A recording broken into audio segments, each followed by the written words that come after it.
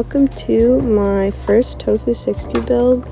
So this is actually my first custom build that I'm actually doing for myself, so I was just super excited to get this done, and I waited a while for all the parts because I got all of them for the most part from KBD fans, so I'm just super excited to get started on this and show you guys the final product. So yeah, like I said, I ordered everything from KBD fans. I got the DIY Tofu60 kit from KBD fans. So this is the first box that came in the big box with everything in it. So just show you a little view of it. It's got the KBD fan logo, a little beat up, but I've definitely seen worse from other people who got stuff from KBD fans. This is it all came in good condition. So this foam I was planning on using in the case for sound dampening, and it was definitely too thick, so that was kind of a big fail, and I had to get new foam, but that's besides the point. I'll get into that later. So yeah, here's the case. I got it in Air Force Blue. I love how this color turned out. It's a lot like lighter than I expected, so definitely a hefty case, aluminum case. I love the weight on it. I love how it feels. Like, I didn't have the brass plate in it or anything, but I just love how this case looks with the KBD fans logo in there. It just looks super clean. Yeah, and I also love how there's no logo anywhere else on the case. It's just super clean. I love the edges. And yeah, I just really like this color as well, so I'm a big fan of the Tofu60 case from KBD fans. Alright, so this is the other stuff that came with the DIY kit. So they give you everything basically except the keycaps and switches. So this was the plate I went with. I went with aluminum. They offer polycarbonate, aluminum, and brass with this DIY kit.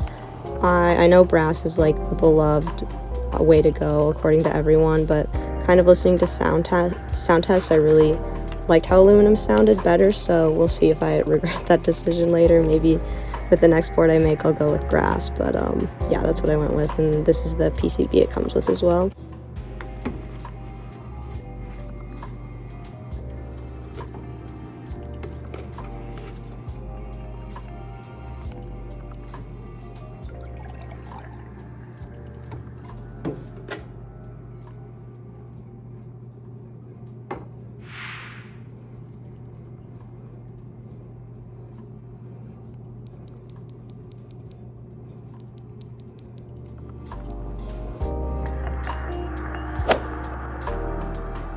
Alright, so as you can see, we have NovelKey Creams for the switches. They are very scratchy, still scratchy after I lubed them, but we are going to take all apart these switches and get them lubed with some 205 grade 0, so they are at least less scratchy, and then hopefully once they kind of get worked in and typed on, they'll at least kind of get rid of a lot of that scratchiness that NovelKey Creams are just kind of known for coming with. But yeah, we're going to get all these switches taken apart.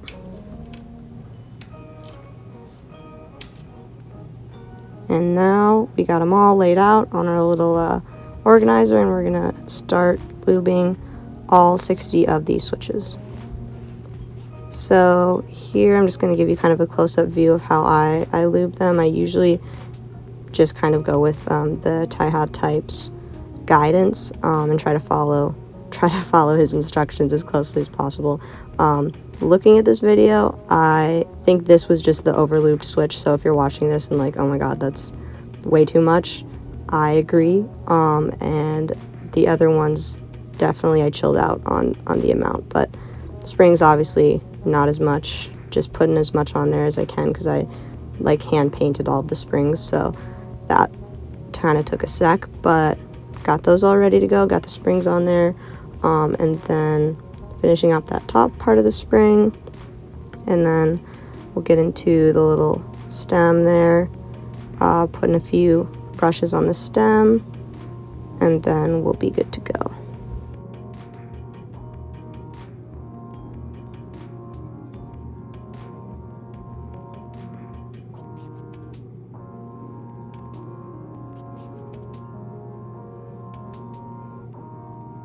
And because this is a linear switch, NovelKey Creams are linear, you don't have to be as worried about the tactility, so you can get lube on the legs and just get that smooth press on the switch.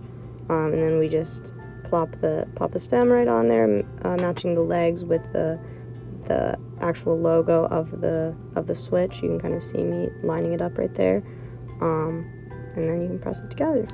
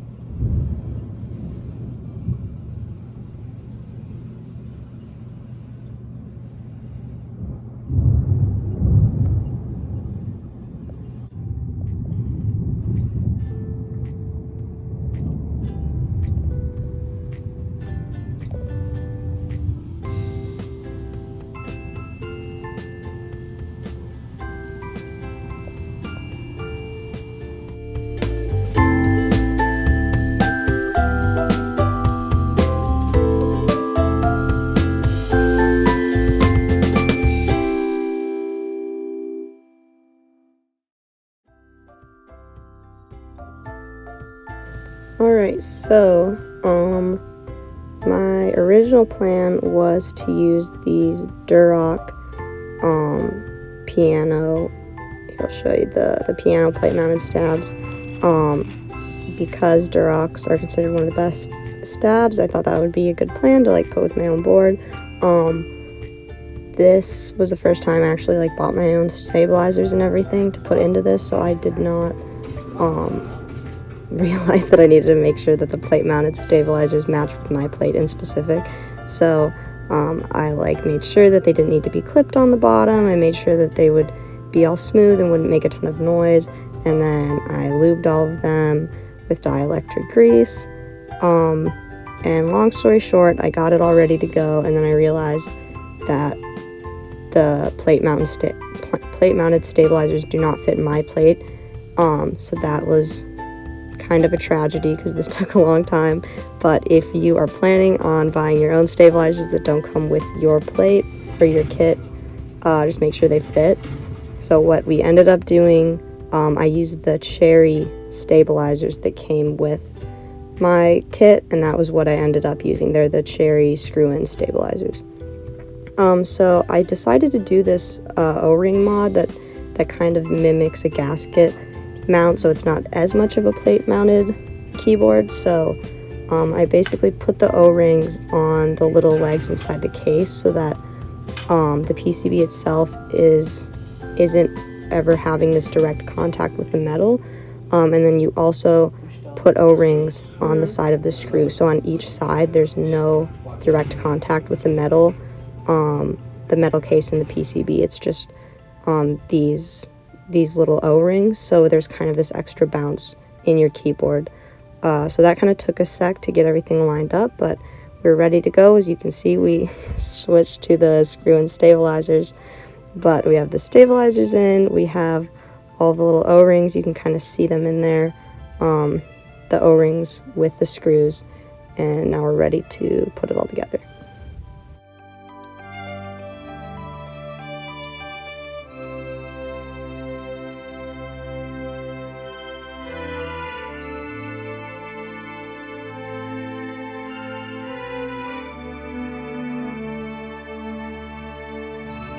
So these are the keycaps I got. They're called the milk cover keycaps.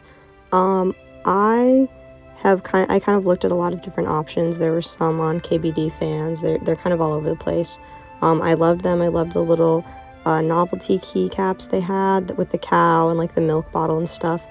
But I don't know which set is the legitimate set and if there are any like illegal copies, but this was the set I got. And I love how it looks. They're PBT. And yeah, here's this almost finished product.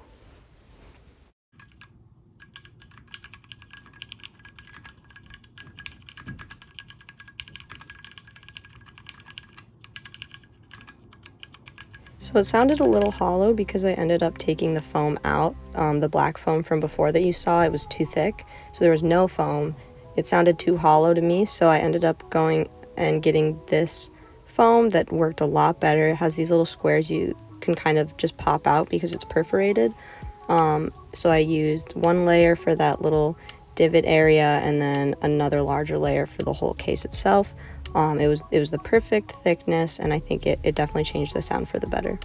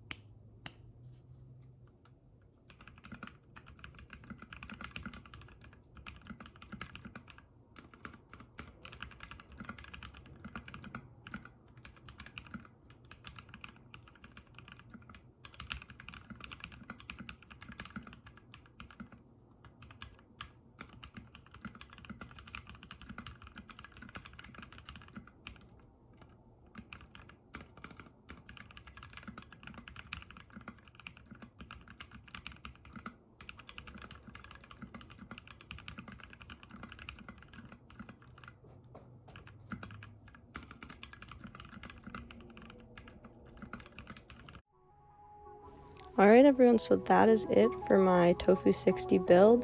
Thank you so much for watching. This is my third keyboard that I've built so far, and I'm just really excited to keep this going and to learn more about mechanical keyboards. So again, thank you so much for watching. Please like, comment, subscribe, and have a great day. Thank you.